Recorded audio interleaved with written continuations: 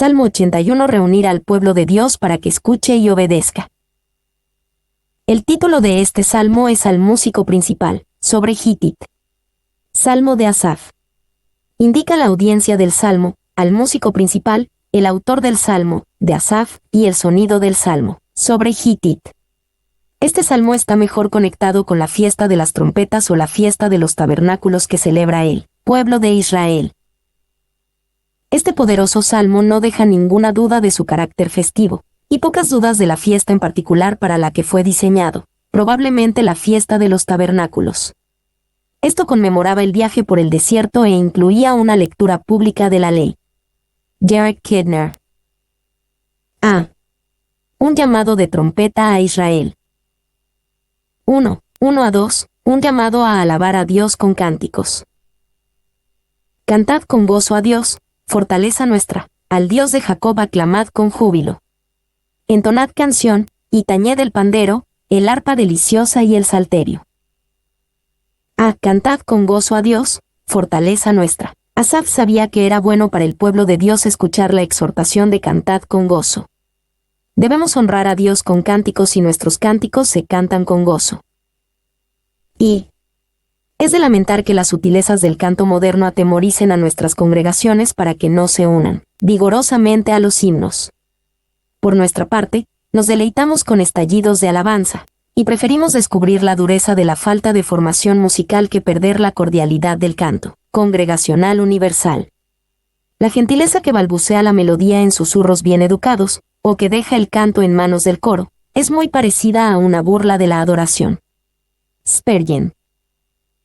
B. Aclamad con júbilo. Hay un lugar para cánticos ricos en asombro, reverencia o contrición, pero nunca excluyendo los cánticos que aclaman con júbilo al Dios de Jacob. Entonad canción, y tañed el pandero, así como se eleva el cántico a Dios, así debería hacerlo la hábil música de los instrumentos. Asaf número 3. El pandero, el arpa deliciosa y el salterio. Y la mención de la pandereta, pandero, sugiere que la gente bailaba mientras cantaba alabanzas. Van Gemeren. 2. Franz Delitzsch, uno de los grandes comentaristas alemanes, señala que la convocatoria en el versículo 1 es para toda la congregación. La convocatoria en el versículo 2 es para los levitas, quienes eran los cantantes y músicos designados para el templo, y la convocatoria en el versículo 3 es para los sacerdotes que tenían la tarea específica de tocar las trompetas. Bois. 2, 3 a 5. El llamado a reunir al pueblo de Dios. Tocad la trompeta en la nueva luna, en el día señalado, en el día de nuestra fiesta solemne. Porque estatuto es de Israel, ordenanza del Dios de Jacob. Lo constituyó como testimonio en José cuando salió por la tierra de Egipto. Oí lenguaje que no entendía. A. Tocad la trompeta. El versículo anterior mencionaba instrumentos musicales, pero la trompeta no se mencionó como un instrumento para acompañar la alabanza. El propósito de esta trompeta era reunir al pueblo de Dios para su día de fiesta solemne durante la nueva luna. Y la palabra para trompeta es sofar, sopar, el cuerno de carnero como el que sonó en el ataque a Jericó y en la batalla de Gedeón, y que anunció ciertos días festivos. Kidner. 2. Aquí la referencia a la luna nueva, o el nuevo mes, NEB, apunta al séptimo mes, que era el clímax del año festivo y era introducido con el sonido de este cuerno. Kidner. 3. En la luna nueva de septiembre, el primer día del séptimo mes, se celebraba una gran fiesta, llamada la Fiesta de las Trompetas, Levítico 23-24, Números 29-1, a lo que probablemente se refiere aquí. El 10 del mismo mes era el gran día de la expiación, y el día 15 se celebraba la fiesta de los tabernáculos. Orne. B. Porque estatuto es de Israel. Esto enfatiza la importancia de reunir al pueblo de Dios. Era un estatuto, una ordenanza y se estableció como un testimonio entre el pueblo de Dios. Y uno de esos estatutos se encuentra en Números 10:10, y en el día de vuestra alegría, y en vuestras solemnidades, y en los principios de vuestros meses, tocaréis las trompetas sobre vuestros holocaustos, y sobre los sacrificios de paz, y os serán por memoria delante de vuestro Dios. Yo Jehová vuestro Dios. 2. Ningún tiempo es inadecuado para alabar a Dios. Pero algunos son tiempos señalados, no para que Dios se encuentre con nosotros. Él siempre está listo, sino para que nosotros nos encontremos unos con otros, para que podamos unirnos en alabanza a Dios. Henry, citado en Kidner. C. Cuando salió por la tierra de Egipto, Asaf pensaba en la gran asamblea del pueblo de Dios cuando se reunieron para dejar su esclavitud en Egipto. Se reunieron para esa liberación inicial, y se convirtió en la base de sus futuras asambleas y fiestas. Y oí lenguaje que no entendía, el idioma egipcio, que al principio fue muy ingrato y desconocido para los israelitas. Génesis 42 horas y 23 minutos, y probablemente continuó así por un tiempo considerable, porque estaban muy separados tanto en lugar como en conversación de los egipcios, a través del designio piadoso y prudente de José.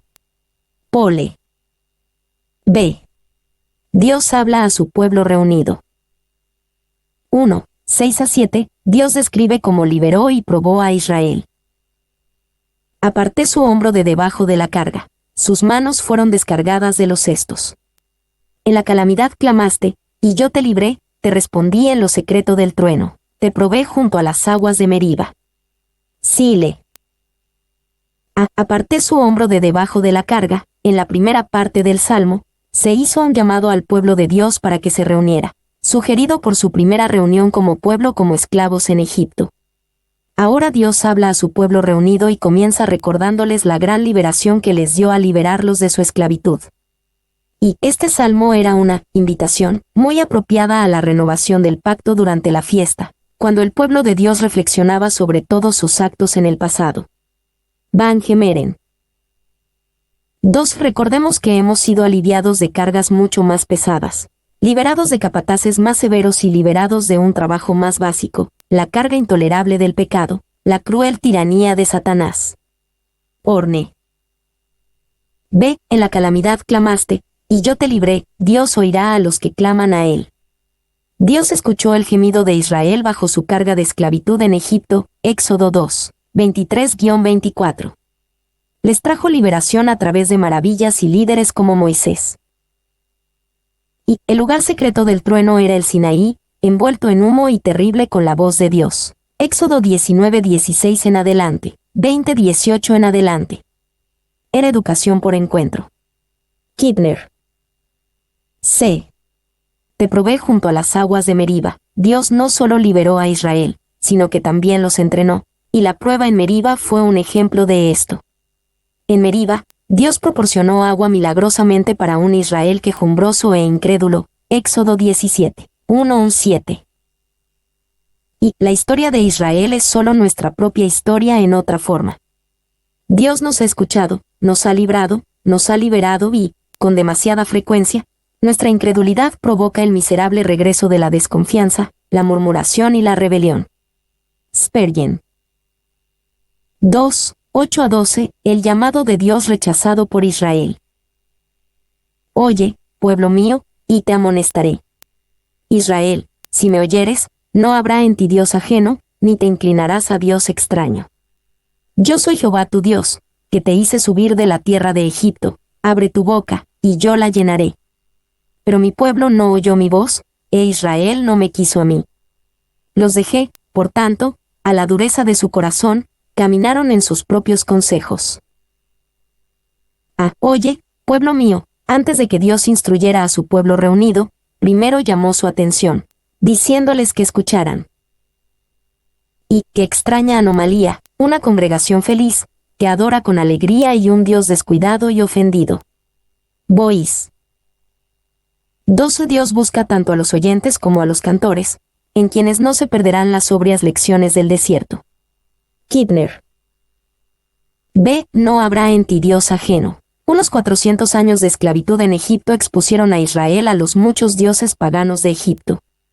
El mandato que Dios le dio a Israel cuando los israelitas salieron de Egipto se les vuelve a declarar en los días de Asaf. Viniendo de Egipto, se le ordenó a Israel que no adorara a ningún dios extraño, y el mismo mandato fue para Israel en la tierra bajo sus reyes. Y el problema no es que el mundo no conozca a Dios. ¿Cómo podemos esperar que lo haga? El problema es que el pueblo de Dios no conoce a Dios, o al menos no actúa como que lo conoce. En lugar de adorar al Señor y solo a Él, los cristianos parecen estar adorando a los dioses de la cultura secular, los dioses de la riqueza, el placer, la fama, el estatus y el ensimismamiento. Boaz. C. Yo soy Jehová tu Dios. El mandato de Dios de eliminar a todo dios extranjero era completamente razonable. Él era Yahvé, Jehová, el Dios del pacto de Israel. Él fue quien los hizo subir de la tierra de Egipto. Ningún dios extranjero había hecho tales cosas por Israel. Y ningún otro dios había hecho nada por los judíos y, por lo tanto, no tenían ningún motivo para rendir homenaje a ningún otro. Para nosotros se aplicará el mismo argumento. Todo se lo debemos al Dios y Padre de nuestro Señor Jesucristo, el mundo, la carne, el diablo. Ninguno de ellos nos ha servido, son extranjeros, foráneos, enemigos, y no nos corresponde a nosotros inclinarnos ante ellos. Spurgeon. De abre tu boca, y yo la llenaré, Dios hizo una promesa a su pueblo fiel. Si con fe anticipaban la provisión de Dios, Dios proveería. También se da a entender lo contrario. Dios no llenaría la boca cerrada, la que no tiene anticipación de fe. Y, cuando la madre pájaro trae comida, nunca tiene que pedir a los pequeños que abran bien la boca. Su única dificultad es llenar la gran anchura que seguramente le presentarán. El apetito y la ansiedad nunca faltan, son absolutamente insaciables. Imagínate un nido de pajaritos que estiran sus bocas, y todos abriéndola tanto como pueden. Spurgeon. 2. Esto nos muestra que todo lo que sea que abramos a Dios, Él lo llenará.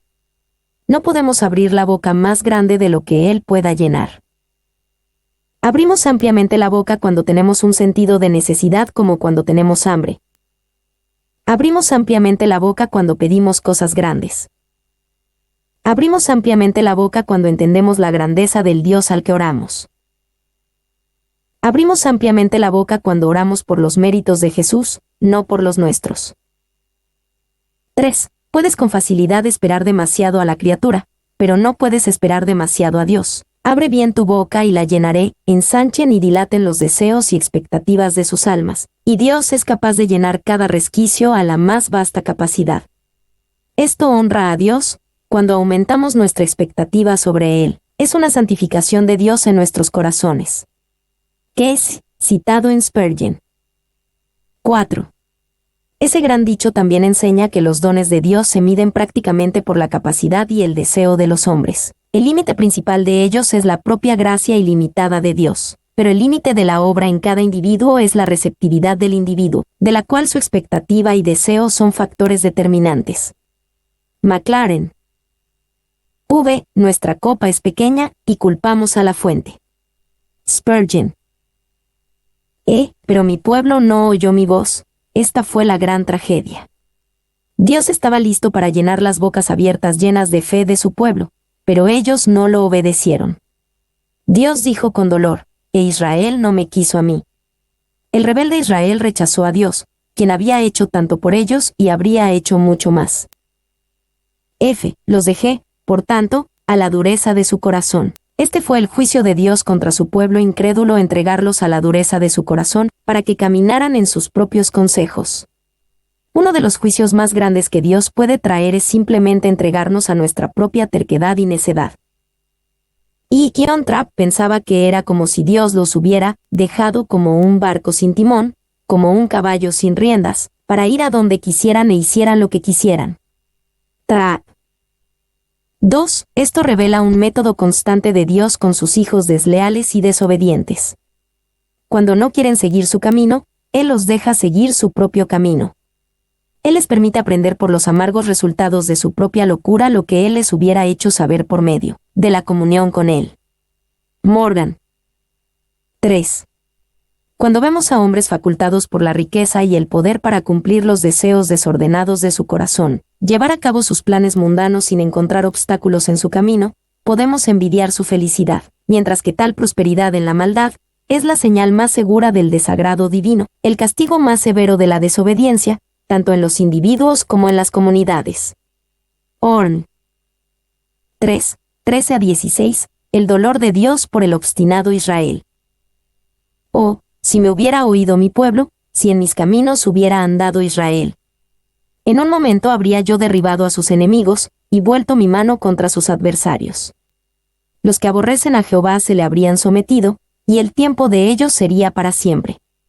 Le sustentaría a Dios con lo mejor del trigo, y con miel de la peña le saciaría. Si me hubiera oído mi pueblo. La tragedia es irónica. Dios podía decir de Israel, mi pueblo. Ellos le pertenecían y él los había reclamado. Sin embargo, no le prestaron oído, no anduvieron en sus caminos. Hay un sentido de nostalgia en estas palabras, el deseo de Dios de bendecir a su pueblo y hacerles bien. Y el tono afectuoso de estos versículos también es digno de mención en el contexto del juicio. Es una especie de contraparte del Antiguo Testamento de lamento por Jerusalén. Mateo 23:37. Kidner. En un momento habría yo derribado a sus enemigos. Esta era una bendición no reclamada que Dios quería dar a un pueblo creyente y obediente. Si el pueblo de Dios tan solo hubiera escuchado y obedecido, Dios hubiera derribado a sus enemigos y hubiera peleado por ellos contra sus adversarios. Y nuestros enemigos encuentran las armas más afiladas contra nosotros en el arsenal de nuestras transgresiones. Ellos nunca podrían derrocarnos si no nos derrocáramos primero a nosotros mismos. El pecado despoja al hombre de su armadura y lo deja desnudo ante sus enemigos. Spurgeon. Le saciaría. Este salmo termina con una nota triste, llena de la tragedia de la oportunidad perdida y el potencial no cumplido. Dios los hubiera provisto ricamente y los hubiera saciado si tan solo su pueblo hubiera escuchado y obedecido.